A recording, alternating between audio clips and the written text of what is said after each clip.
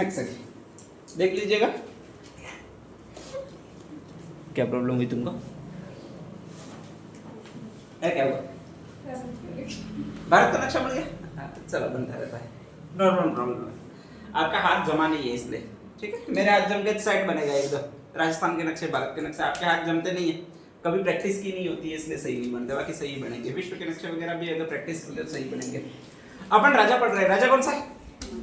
मानसिंह, ध्यान रख लीजिएगा, इसी को मानसिंह कछवा या फिर मानसिंह फर्स्ट कहते हैं। अप्पा का नाम भगवान दास, ठीक है, ध्यान रख लीजिएगा। निजामुद्दीन अहमद कुछ जगहों पर भगवान दास दे देता है, ठीक है, और भगवान दास के बाद मैंने क्रॉस किया है तो इसका मतलब ये इसका पिता नहीं होगा। निजामुद्दीन अहमद है वो गलत लिखता है, स्पेशली ध्यान रख लीजिएगा। बदायूनी गलत लिखता है, दो तीन राइटर ऐसे कि नाम कोई गलत लिखते हैं, ओरिजिनल नाम ये भगवान दास है। बारमल के दो बेटे थे, एक भगवंत दास था, एक भगवान दास था, ठीक है। भगवान दास की अल्पायु में मृत्यु हो गई थी, तो भगवान दास है वो भगवान दास नहीं है, दोनों अलग अलग है, ठीक है। लेकिन वो हिंदू नाम है, भगवंत दास यूं है।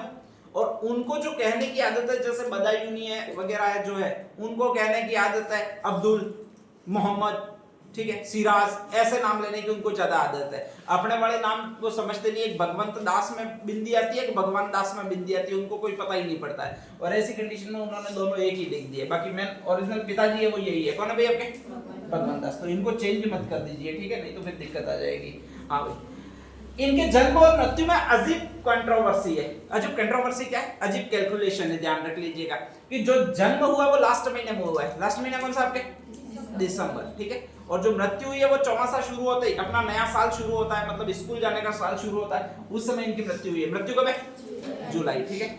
जन्म हुआ है वो 1540 में हुआ है। महाराणा प्रताप का जन्म 1540, 40, 57, 87, अरे सॉरी इनका 42 में हुआ है, मेरे से गलती होगी। हाँ, नेक्स्ट आगे तो इनका जो हुआ है वो 1542 में हुआ है, ध्यान रख लीजिएगा, ठीक है। और फिर नेक्स्ट आगे मृत्यु 1614 में हुई है। ये तो याद रखो कि नहीं रखो कोई खास फर्क नहीं पड़ता है। अब आगे अगला कहता है कि जब भी इनकी शादी हुई है तब आपके ये मुगल दरबार में प्रविष्ट हुए, और मुगल दरबार में प्रविष्ट हुए वो कब हुआ आपके?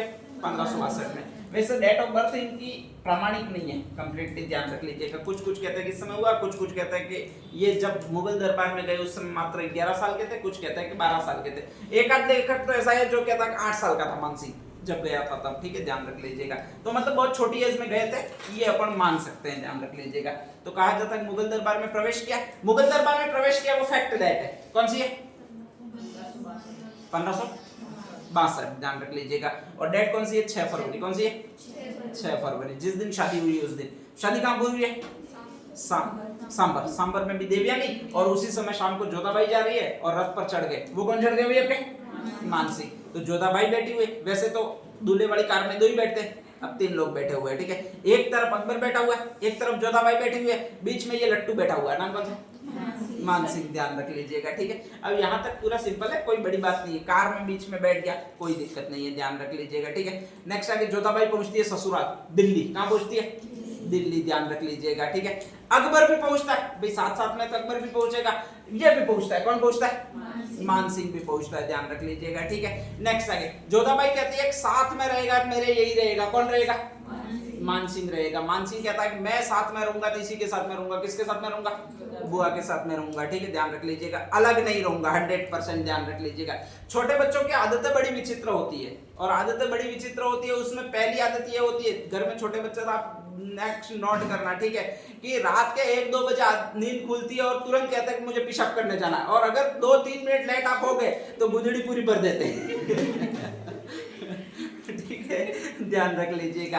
अब 2 जब अच्छे सोए हुए, एक तो जोधाबाई है, एक अकबर है, और अचानक जाग के कहता है कि मुझे पेशाब जाना है। और पेशाब जाना इसमें स्वाभाविक है, जोधाबाई उठेगी नहीं, वो लात मारेगी। किसको? अकबर को।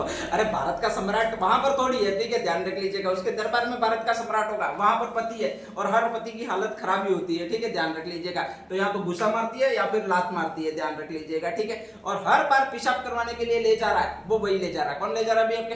अकबर ले जा रहा है। अब समस्या, अकबर परेशान है, रात में 2-3 बार तो ये वो यही करता है पेशाब करवाने के लिए। महल थे, महल में पहले बाथरूम नहीं होते थे, एक विशेष समस्या ये भी है, तो बाहर ले जाना पड़ता था बच्चे को, ठीक है, तो बाहर ले जाना। अब किले इतने बड़े बड़े थे, अब अचानक कई बाथरूम है वैसे करवा दे, फिर दिक्कत, जाजम वगैरह बहुत ज्यादा, कालीने वगैरह महंगी होती थी, तो वो खराब हो जाए, तो ऐसी कंडीशन में बाहर ले जा रहा, फिर वापस ला रहा, जैसे तैसे सो रहा है मुश्किल से, तो उस समय वापस जोधा भाई एक गुस्सा मार देती है, जाओ इसको ले जाओ, पानी पीना है इसके, यो करके, और वो ससुरा पानी पेशाब वगैरह रात भर करता ही रहता है, और ऐसी कंडीशन में परेशान हो रहा है। परेशान कौन हो रहा है? अकबर परेशान हो रहा है, इतना खतरनाक परेशान हो रहा है पूछो मत। ऐसी कंडीशन में वो विचार करता है कि यार मैं इसको कहीं दूर भेज दूं, तो कहा जाता है जैसे ही वो इतना छोटा है, फिर भी उसको कहा जाता है तुम तो मेरी सेना के सेनापति हो। दूसरे लोग जो होते हैं आसफ खान वगैरह, उसके साथ में उनको कहता है कि इसको मैन कमांडर बना दो सेना का, ठीक है, और इसको युद्ध में ले जाओ, साले को तोप के मुंह पे बांध के पीछे दूसरी सेना पर फेंक देना, तो इसको वापस मत लाना, ठीक है, ध्यान रख लीजिएगा। तो कहीं न कहीं वो बेचता रहता है, स्पेशली ध्यान रख लीजिएगा, मानसिंह को छुटकारा पाने के लिए भी ये यहाँ नहीं रहे, ठीक है। जोधा भाई को भी अच्छा लगता है कि मेरा भतीजा है, वो तो शाही सेना का प्रमुख सेनापति बन गया है, ध्यान रख लीजिएगा। लेकिन मानसिंह बड़ा हरामी है, सुबह में जाता है और शाम को वापस वहीं पर आ जाता है। कहां पर आ जाता है? दिल्ली में, और आके फिर इन दोनों को परेशान करना, इन दोनों को क्या, मैं तो अकबर को ही परेशान करना शुरू करता है, ध्यान रख लीजिएगा। जोधा भाई तो खर्राटे भरती है, इसका मतलब उसका एरोप्लेन शुरू होता है रात को 8 बजे से, तो वो तो खत्म ही नहीं हो रहा है, ठीक है। और ऐसी कंडीशन में रोज का ये परेशान हो रहा है, वो ये अकबर हो रहा है, ध्यान रख लीजिएगा, पानी पेशाब करने के लिए। ये सोचता है कहीं मैं इसको दूर भेज दूं, कुछ दिनों तक ये नहीं आए और मैं शांति से सूं। तो कहा जाता है पहले तो ये पास वाली जगहों पर भेजता है। पहली बार अकबर ने इसको भेजा था, वो रणथंभौर में भेजा था। कहां पर भेजा था? रणथंभौर में। रणथंभौर का शासक कौन था अकबर के समय? सुरजनहाड़ा। कौन सा था?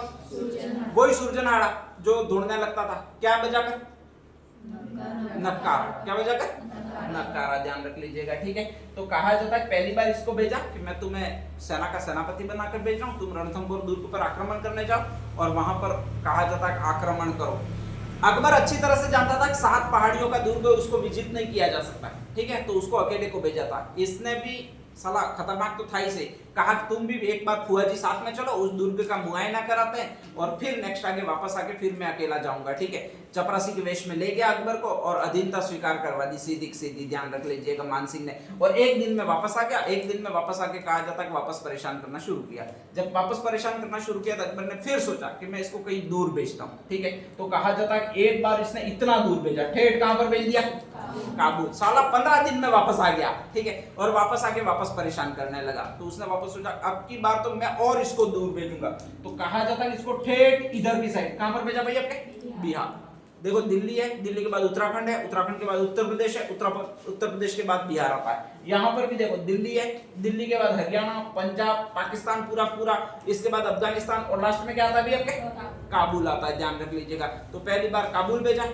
जब वहां पे वो नहीं रहा, ज्यादा समय तक नहीं रहा और वापस आ गया, तो उसने सोचा मैं उसको और दूर भेजता हूँ, और उसको दूसरी जगह भेजा। दूसरी जगह कौन सी है? बिहार में। फिर वो नहीं रहा, 10 दिन हुए और वापस लौट आया। तो कहा जाता है कि अकबर ने कहा मैं और इसको दूर भेजता हूँ, और उसको कहां पर भेजा? बंगाल पे भेजा। इतने में अकबर की आयु पूरी हो गई है, ठीक है, ध्यान रख लीजिएगा। ऐसे नहीं एक ज्यादा समय तक जिया है। और ऐसा करते करते कहा जाता है कि इसको 3 जगह का सूबेदार बनाया गया। फर्स्ट जगह कौन सी है अभी आपके? काबुल। सेकंड जगह कौन सी है? बिहार। तीसरी जगह कौन सी है? बंगाल। पहले काबुल में शासन कर रहा था वो इसका मामा शासक कर रहा था, जिसका नाम था, अकबर का मामा मिर्जा सैयद हकीम, ठीक है, ध्यान रख लीजिएगा। या मिर्जा हकीम राज कर रहा था। अचानक उसकी मृत्यु हो जाती है और फिर ये मुसलमान है, वो क्या करता है जैसे ही किसी की मृत्यु होती है वो लूटना शुरू करते हैं। बस उनका एक मेन काम यही है, लूटो, और इनका कोई काम नहीं है। बेचारे की उसकी मृत्यु हुई रही है तो ऐसा नहीं कि उसका शव ले जाकर दफनाए, जलाए वगैरह नहीं, बस लूटो, क्या क्या मिल सकता है अपन, उनका मेन यही होता है। तो कहा जाता है कि यहाँ पर लूटपाट शुरू कर दी थी, और उस लूटपाट को दबाने के लिए इस मानसिंह को भेजा गया था, ठीक है। मानसिंह ने कहा जाता है कि सेना उतार दी। सेना उतार देती है तो 2-4 ऐसे उपद्रवी होते हैं, उनको मार देती है और वहां पर शांति स्थापित कर हो गई। और शांति जैसे ही स्थापित होगी तो कहा जाता है कि वो यहाँ पर वापस आ गया था। कहां पर वापस आया भाई आपके? दिल्ली। सेकंड बार उसको कहां भेजा था?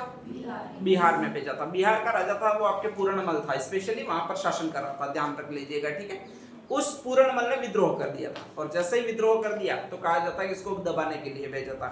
वहां पर गया, पूरी बहुत बड़ी सेना लेकर गया था, बहुत बड़ी। अगर अकबर सेना नहीं देता तो वो बुआ से कहता था, तो बुआ थी वो अकबर से कहती थी, अकबर को वापस देनी पड़ती थी। तो इससे अच्छा अकबर पूरी उसको सेना दे देता था। बहुत ज्यादा विशाल सेना थी। बिहार गया, पूर्णमल भाग गया, और जैसे ही भाग गया तो वो वापस उसी रफ्तार से वापस आ गया। तीसरी बार भेजा था वो बंगाल भेजा था। कहां पर? बंगाल। और वहां का राजा था केदार राय। कौन सा राजा था? केदार राय। कहा जाता है वो पराजित नहीं हो रहा था, तो कहा जाता है उसके एक मूर्ति थी और वो शीला देवी की मूर्ति थी। कौन सी मूर्ति थी?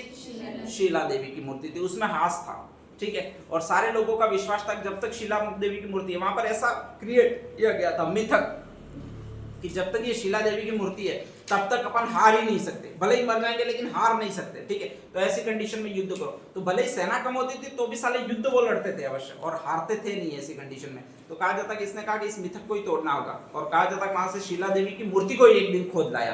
अगले दिन उनको शीला देवी की मूर्ति मिली ही नहीं, तो उनको लग गया कि अब शीला देवी हमारी रक्षा करने वाली रही नहीं है, ठीक है। और जब रक्षा करने वाली देवी नहीं रही है तो मतलब अपन हार जाएंगे, और उन्होंने हार मान ली। ध्यान रख लीजिएगा। इसके बाद कहा जाता है वो शीला देवी की मूर्ति को आमेर में लाया और नेक्स्ट आके स्थापित किया। वो कहां पर स्थापित किया भाई? आपके आमेर में स्थापित किया। ये तीनों चीजें की है वो आपके इसी आदमी ने की है। कौन सा आदमी ने?